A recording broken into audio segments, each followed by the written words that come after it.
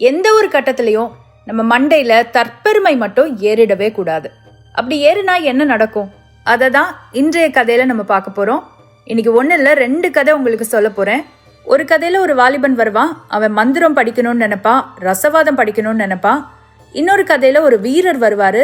அவரு ஒரு ஓவியத்துக்குள்ளேயே தொலைஞ்சு போயிடுவாரு. ரெண்டுமே சுவாரஸ்யமா இருக்குங்க. வணக்கம் and welcome to apple box. உங்க கூட பேசிட்டு இருக்கிறது சபரி. இப்ப கேட்கலாமா? முதல் கதை, ரசவாதம் படிக்க போனவனின் கதை. ஒரு காலத்துல சைனால ஒரு வாலிபன் இருந்தான். அந்த வாலிபன் மந்திர தந்திரங்கள் மீது ஆர்வம் கொண்ட வாலிபனாக இருந்தான். குறிப்பா சொல்லணும்னா அந்த வாலிபனுக்கு ரசவாதம் படிக்கணும்னு ஆசை. அந்த ரசவாதம்னா இரும்ப தங்கமா மாத்துறது. அதை மூலிகைகள் ரசாயனங்கள் மூலமா மாத்தினாலும் சரி, மந்திரங்கள் மூலமா மாத்தினாலும் சரி, இரும்ப தங்கமா மாத்துறதை தான் ரசவாதம்னு சொல்லுவாங்க. இப்ப நான் சொன்ன இந்த வாலிபனுக்கும் இது மாதிரி ரசவாதம் பண்ணணும்னு தான் ஆசை. அவனும் தேடிக்கிட்டே இருந்தான். யாராவது அதை சொல்லித்தர மாட்டாங்களான்னு பார்த்தான். அந்த சமயத்துல அவனுக்கு ஒரு செய்தி கிடைச்சிச்சு. தொலை தூரத்துல இருக்கிற ஒரு மலையில ஒரு துறவி இருக்கிறதாவும், அந்த துறவிக்கு ரசவாதம் தெரிஞ்சிருக்கிறதாவும் அவனுக்கு செய்தி கிடைச்சிச்சு. உடனே வாலிபன் என்ன செஞ்சாச்சு? அந்த மலைக்கு போயாச்சு. அந்த துறவிய போய் பார்த்தாச்சு. ஆனா அந்த துறவியோ என்ன சொல்றாரு? நீ கேக்குற மாதிரி எதுவும் எனக்கு தெரியாது, எனக்கு ரசவாதம்னு ஒன்னே தெரியாதுன்னு சொல்றாரு. ஆனா இந்த வாலிபனுக்கு அது மேல நம்பிக்கை வரல. துறவிக்கு நிச்சயமா ரசவாதம் தெரியும், ஆனா நமக்கு தான் சொல்லி கொடுக்க கூடாதுன்னு நினைக்கிறாரு அப்படின்னு மனசுல நினைச்சுக்கிட்டு அந்த துறவி கிட்ட சொல்றான், ரசவாதம் தெரியலனாலும் பரவாயில்ல, உங்களுக்கு துறவரம் தெரியும்ல, எனக்கு துறவரம் கொடுங்க, நான் உங்க கூட உட்கார்ந்துருக்கிறேன், எனக்கு துறவரம் கொடுங்க அப்படின்னு. அந்த துறவிக்கோ தர்ம சங்கடமா போச்சு. அந்த வாலிபன் எதனால இப்படி சொல்றான்னு புரிஞ்சும் போச்சு. அதனால அந்த துறவி என்ன பண்றாரு? அந்த வாலிபன் அங்க தங்குறதுக்கு அனுமதி கொடுக்கறாரு. அந்த வாலிபனுக்கு துறவரம் பற்றிய பாடங்களை சொல்லி கொடுக்கறதுக்கு முன்னால கடுமையான வேலைகளை கொடுக்கறாரு. அவனுக்கு உண்மையாவே துறவரத்தின் மேலெல்லாம் ஆர்வம் கிடையாது. அந்த இடத்துல தங்கி வேலை பார்க்கணும்னு அவசியமும் கிடையாது. ஆனா எப்படியாவது இங்க தங்கிட மாட்டோமா, ஏதாவது ஒரு நாள் அந்த துறவி ரசவாதம் பண்றத பாத்திர மாட்டோமா, அவர்கிட்ட இருந்து மந்திரங்களை தெரிஞ்சுக்க மாட்டோமாங்கிற ஒரே எண்ணத்துல அந்த மலையில தங்கி அவர் கொடுக்கிற எல்லா கஷ்டமான வேலைகளையும் செஞ்சு நாட்களை கடத்திட்டு வந்தான் அந்த வாலிபன். இப்படியே 2 மாதங்கள் கடந்து போச்சு. ஒரு முறை ஒரு ராத்திரி பொழுதுல விசித்திரமான காட்சி இந்த வாலிபன் கண்ணுல பட்டுச்சு. அதாவது சரியாக அந்த வாலிபன் அந்த துறவி கிட்ட சேர்ந்ததுல இருந்து 2வது மாதம் ஒரு இரவு பொழுதுல அந்த மடாலயத்துல ஒரு விருந்து நடந்தது. அந்த விருந்துக்கு பிறகு அந்த துறவியும் அவருடைய நெருங்கிய நண்பர்களும் ஒரு ரகசிய அறையில சந்திச்சாங்க. அந்த விருந்து நடக்கும்போது முழுசுமே இந்த வாலிபன் கவனமா இருந்தான். இவங்க ரகசியமா போறத பார்த்தான். அந்த ரகசிய அறைக்குள்ள யாருக்குமே தெரியாம ஒரு இடுக்கின் வழியாக எட்டி பார்த்தான். அந்த மாதிரி அவன் பார்த்தப்போ அந்த துறவி என்ன பண்ணிட்டு இருந்தாரு தெரியுமா? நிறைய மந்திரங்களை செஞ்சு காட்டிட்டு இருந்தாரு. பாருங்க, ஒரு தாளை எடுக்கிறாரு, வட்ட வடிவத்துல வெட்டுறாரு, அதை கொண்டு போய் சுவர் மேல வைக்கிறாரு. அடுத்த நிமிடம் அந்த தாள் நிலவு போல பிரகாசிக்குது. அடுத்தது ஒரு சின்ன ஜாடியை எடுக்கிறாரு, அந்த ஜாடியை வச்சு 20-30 பேருக்கு மேல பழரசத்தை ஊத்தி கொடுத்துட்டே இருக்காரு. ஆனாலும் அந்த ஜாடியில இருக்கிற பழரசம் குறையவே இல்லை. அடுத்து இன்னும் நிறைய மந்திரங்கள். அவர் ஒரு மந்திரம் சொல்றாரு, ஒரு அழகான பெண் அந்த நிலவுக்குள்ள இருந்து வெளியே வர்றா. இன்னொரு மந்திரத்தை சொல்றாரு, அவரோட நண்பர்கள்ல 2 பேர் அந்த நிலவுக்குள்ள போறாங்க. இதெல்லாம் பார்த்து அந்த வாலிபனுக்கு அப்படியே வியப்பா இருந்துச்சு. அவன் நினைச்சுக்கிட்டான், இந்த துறவி நம்ம கிட்ட என்ன சொன்னாரு? அவருக்கு மந்திர தந்திரம் எதுவுமே தெரியாதுன்னு சொன்னாரு. ஆனா இங்க பாரு, அப்படியே நேர்மாறா இருக்கு. அவருக்கு எல்லா மந்திரமும் தெரியுது. நிலா கூட வானா வருது, போனா போகுது. அப்ப இவரை விடவே கூடாது, எப்படியாவது பிடிச்சு மந்திரம் படிக்கணும். இதுதான் அன்னைக்கு அவனோட மனசுல ஓடுச்சு. அப்ப நேரா என்ன பண்ணியாச்சு? அடுத்த நாள் அந்த துறவி கிட்ட போயாச்சு. துறவியே, நீங்க சாதாரண ஆளு கிடையாது, உங்களுக்கு எல்லா மந்திர தந்திரங்களும் தெரியும்னு எனக்கு தெரிஞ்சு போச்சு.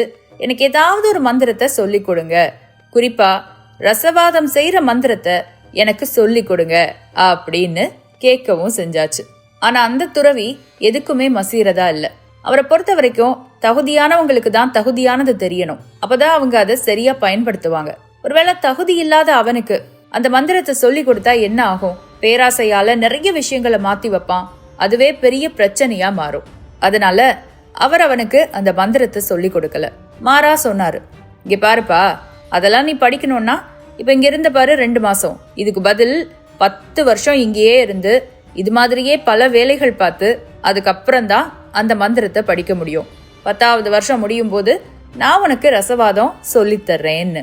அந்த வாலிபனுக்கோ தூக்கி வாரி போட்டுச்சு. ஏன்னா இப்போ ஒரு 2 மாசம் அவங்க இருந்தான் பாருங்க, அதுவே அவனுக்கு பிடிக்கல. இன்னும் 10 வருஷம் வேற அங்கேயே இருக்கணும்னா வாய்ப்பே இல்லை. அதனால சொன்னான், துறவியே மன்னிச்சிருங்க, என்னால இங்க 10 வருஷம் இல்ல, இன்னும் 2 நாள் கூட இருக்க முடியாது, நான் போறேன். ஆனா போறதுக்கு முன்னாடி ஒன்னே ஒண்ணு மட்டும் கேக்குறேன், எனக்கு ஒரே ஒரு மந்திரமாவது சொல்லி கொடுங்க. நான் இங்க 2 மாசம் கிடந்து கஷ்டப்பட்டு வேலை பார்த்தேன்ல, என் கையெல்லாம் செவந்திருக்குல்ல, இதுக்காகவாவது எனக்கு ஒரே ஒரு மந்திரம் மட்டும் சொல்லி கொடுங்க அப்படின்னு. அந்த துறவியும் பார்த்தாரு, சரின்னாரு. ஒரே ஒரு மந்திரத்தை, சுவர்களை கடக்கும் அந்த ஒரே ஒரு மந்திரத்தை வாலிபனுக்கு சொன்னாரு. அதாவதுங்க, ஒரு அறை இருக்குன்னு வச்சுக்கோங்க. அந்த அறையோட கதவு பூட்டி இருந்தாலும் இந்த மந்திரம் தெரிஞ்சவங்களால அந்த அறைக்குள்ள போக முடியும். மந்திரத்தை சொல்லிக்கிட்டே செவுத்துல போய் முட்டினாலும் அந்த செவரு வழியா அந்த நபரால கடக்க முடியும். இந்த மந்திரத்தால என்ன பயன்னு யோசிக்கிறீங்களா? யோசிச்சு பாருங்க. ஒரு அறைக்குள்ள யாரோ ஒருத்தர் மாட்டிக்கிட்டு இருக்காங்க, ஒரு அறைக்குள்ள பூட்டப்பட்டிருக்காங்க அப்படின்னா இந்த மந்திரம் தெரிஞ்ச நபரால அவங்கள காப்பாற்ற முடியும்.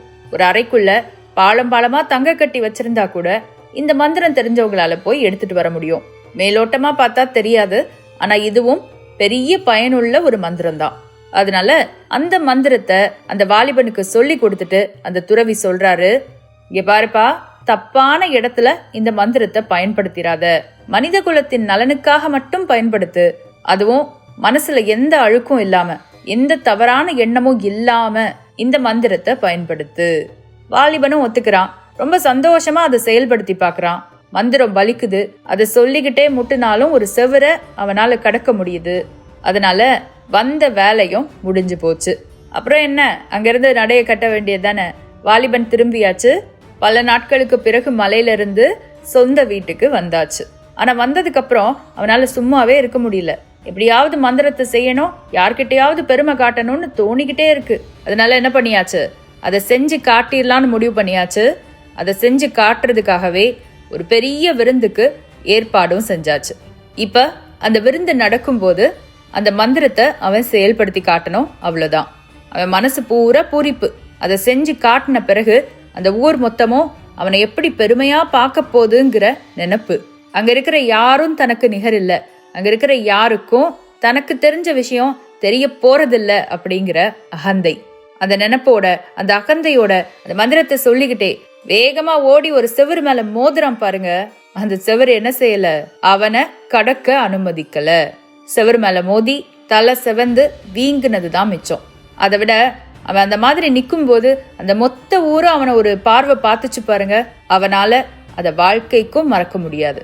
இப்ப இந்த அவமானம் எல்லாம் நடந்த பிறகு அந்த வாலிபனுக்கு என்ன செஞ்சிருச்சு, பயங்கரமா கோவம் வந்துருச்சு. நேரா மறுபடியும் போனான், மலைக்கு போனான். அந்த துறவியை பார்த்தான். என்ன துறவியே, என்னை ஏமாத்திட்டீங்க, நீங்க சொன்னதை நம்பிதானே நான் போனேன், நீங்க சொன்னதை நம்பிதானே அந்த மந்திரத்தை செயல்படுத்தி பார்த்தேன், ஆனா அது என்னை இப்படி காலை வாரிருச்சே. அழுது அழுது திட்டி தீத்தான். அந்த சமயம் அந்த துறவி அவன்கிட்ட என்ன சொன்னாரான்னு தெரியுமா? அந்த மந்திரம் உன் காலை வரல, நான் உன் காலை வரல, உனக்குள்ள இருந்த பெருமை தான் உன் காலை வாரிச்சு.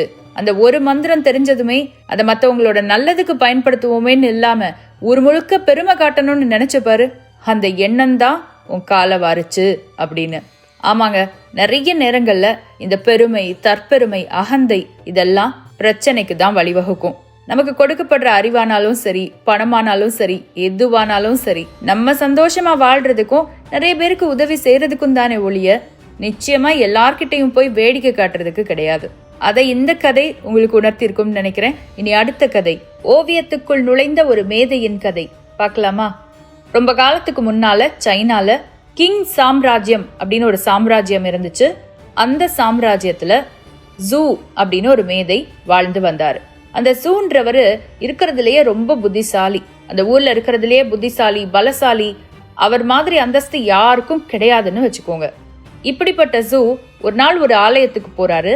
அந்த மடாலயத்துல ஒரு வித்தியாசமான ஓவியத்தை, நீளமான சுவர் மீது வரையப்பட்டிருந்த ஒரு வித்தியாசமான ஓவியத்தை கண்குளிர பாக்குறாரு.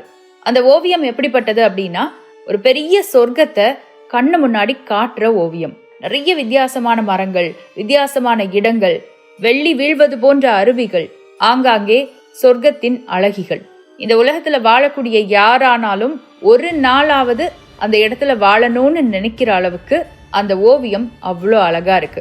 ஆனா அவரு எப்படி நினைக்கிறார் பாருங்க, இந்த இடத்துக்கு போகக்கூடிய தகுதி எனக்கு மட்டும்தான் இருக்கு. இந்த படத்துல இருக்கிறதுலயே மிக அழகாக இருக்கக்கூடிய இந்த பெண்ணை மணக்கிற தகுதி எனக்கு மட்டும்தான் இருக்கு. என்னை விட இந்த உலகத்துல வேற யாருக்கு அந்த தகுதி இருந்துற போது அப்படின்னு மனசுல நினைக்கிறாரு. அவர் நினைச்ச அந்த கணமே அந்த ஓவியத்துக்குள்ளாகவே பிரவேசித்தார் அந்த மேதை. இப்ப பாருங்க, அந்த ஓவியத்துக்குள்ள போன கொஞ்ச நாள் அவருக்கு சந்தோஷமா தான் இருக்கு.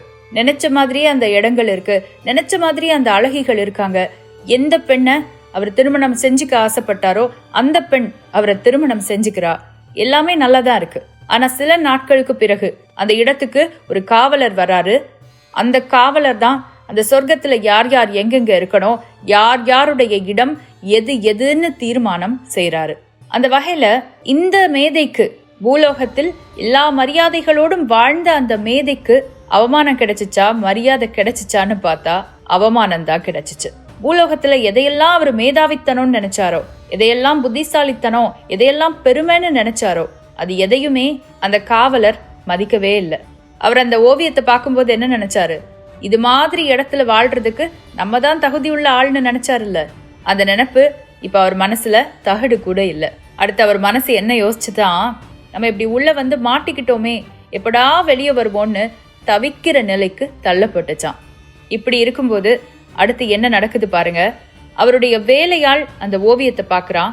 கோவிலுக்குள்ள வந்த தன்னுடைய எஜமானர் மறைந்து போனதையும், அந்த எஜமானர் இந்த ஓவியத்தில் ஒரு பகுதியாக இப்போது இருப்பதையும் பார்த்து, நம்ம எஜமானர் இந்த ஓவியத்துக்குள்ளதான் மாட்டிக்கிட்டாரோ அப்படின்னு நினைச்சு அந்த கோவிலில் இருந்த அந்த மடாலயத்தில் இருந்த துறவிய கூப்பிடுறான். தலைமை துறவி வர்றாரு, அந்த ஓவியத்தை பாக்குறாரு. அந்த ஓவியத்துக்குள்ள இந்த மேதை பயந்து போயும் நடுங்கி போயும் உட்கார்ந்து இருக்கிறத பார்த்து என்ன நடந்திருக்கும்னு யோசிக்கிறாரு. தன் மந்திர கோலால் ஓவியத்தை தட்டி, மேதையே வெளியே வா அப்படின்னு அதிகார குரல்ல ஆணை இடுறாரு. அவர் ஒரு பெரிய துறவியாச்சே, அந்த ஆணை சொர்க்கத்துக்கே கேட்டுருச்சோ என்னவோ. அடுத்த நொடி அந்த ஓவியத்துக்குள் இருந்து விடுவிக்கப்படுறாரு அந்த மேதை. அந்த இடத்துல அந்த மேதை அந்த துறவி கிட்ட சொன்னாராம், துறவியே, இத்தனை நாட்கள் நான் பெருமைக்காக வாழ்ந்துட்டேன். ஆனா இனிமேல் என்னால எவ்வளோ முடியுதோ அவ்வளோ நல்லது செஞ்சு நான் வாழ போறேன், என்ன ஆசீர்வதியுங்கன்னு. அந்த இடத்துல அவர் முகத்துல இருந்த மொத்த இருளும் மறைந்து முகம் பிரகாசித்ததாக இந்த கதை முடியுது. இந்த கதை உங்களுக்கும் எனக்கும் ஒரு பெரிய பாடத்தை சொல்லுது. பெயர் பின்னாடியும் புகழ் பின்னாடியும் புகழ்ச்சிக்கு பின்னாடியும் மட்டுமே ஓடக்கூடாது. மீறி ஓடுனா சொர்க்கத்திலேயே கொண்டு போய் விட்டாலும் அது நரகம் மாதிரி தான் இருக்கும். இதை இந்த 2 கதைகளும் உங்களுக்கு சொல்லி கொடுத்துருக்கோன்னு நினைக்கிறேன். இன்னொரு நாள் இன்னொரு கதையோட மறுபடியும் சந்திக்கலாம். அதுவரை உங்களிடமிருந்து விடைபெறுவது சபரி. நன்றி, வணக்கம்.